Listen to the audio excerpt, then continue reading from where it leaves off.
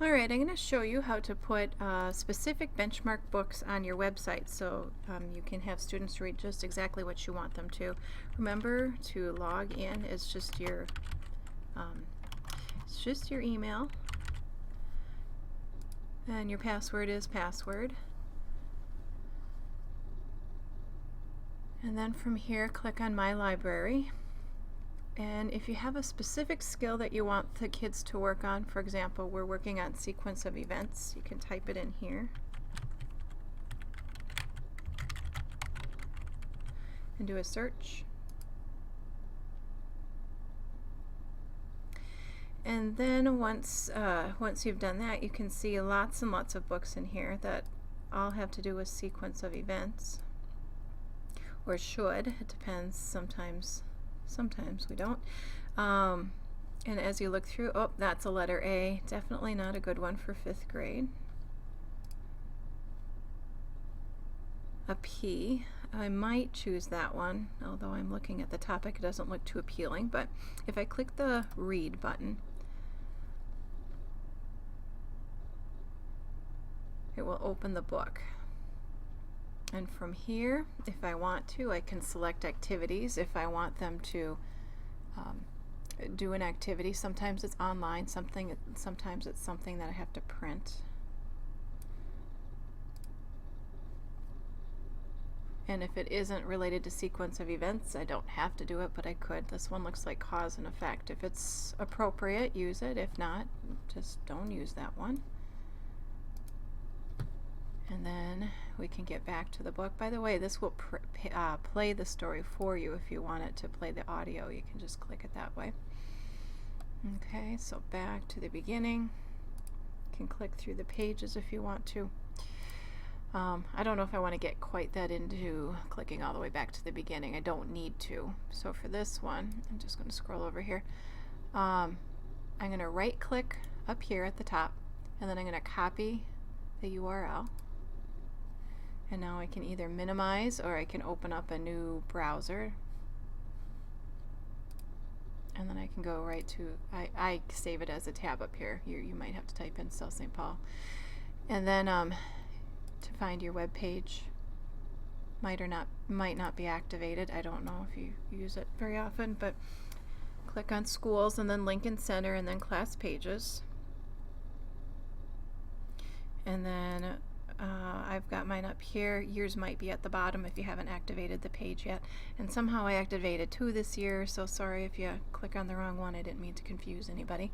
And if somebody figures out how to get rid of it, let me know, because I really don't need that on there. Okay, and then over here, you'll see this is where I put it. You can put it wherever you want. You can put it under links if you want to. I have so much other stuff under links that I decided to put it under homework. But honestly, it does sometimes confuse parents. They say, is that homework and when does it due? But it is handy. If a kid's gone, they can actually read the assignment and do the activity if you want them to. I have to log in, and it's the same login that you use on your computer every day when you log into that.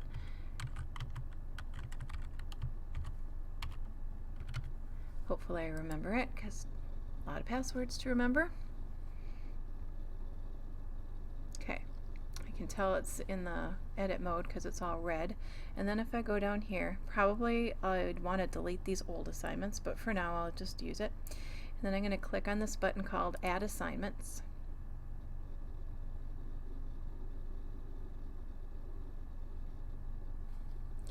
And then I'd probably use this with my Wednesday reading group.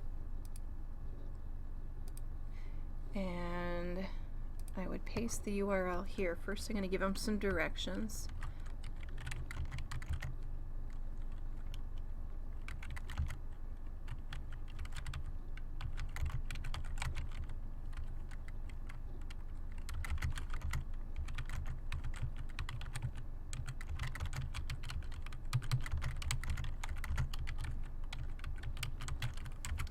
And then, oh, I'm going to right click again and paste in the URL. So next time when they come in, they can just click right on that. And then you need to give it a due date. I sometimes have made them really far out there, like next week or something, if I don't think I'll get to it. And sometimes I've even made them into May just because I know I might not get to it right away. Due dates really isn't all that important. It's just something that happens if you put it under homework, but you don't have to have it under homework. All right, it should be all set. And there's that due date, but let's log out so that this is what students would see. So they'll come and they'll click on Schools, Lincoln Center, Class Pages, and then You.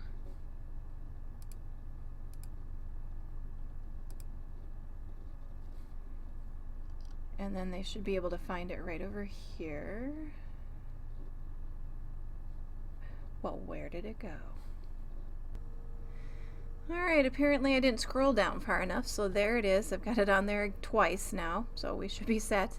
But if they click on that, if that's their reading group, and then all they have to do is click to the link and it will bring them right to that book. And they can plug in their headphones and listen to it read to them if they want to. Or they can read it themselves. Here it is, adjusting the volume.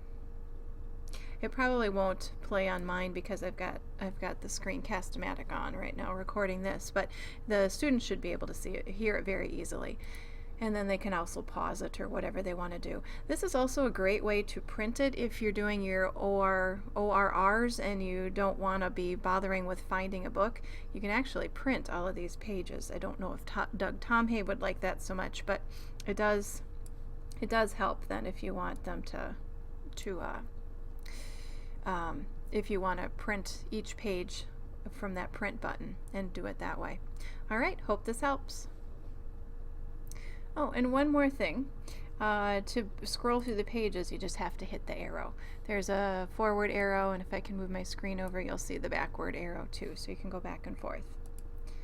All right, so if you're going to print the page, you probably want to have it open to the correct page and just hit the print button. Wow, this is some detailed writing. It didn't look like it, but anyway, totally other subject. Let me know if you have any questions. I'll try and help if I can. Thanks.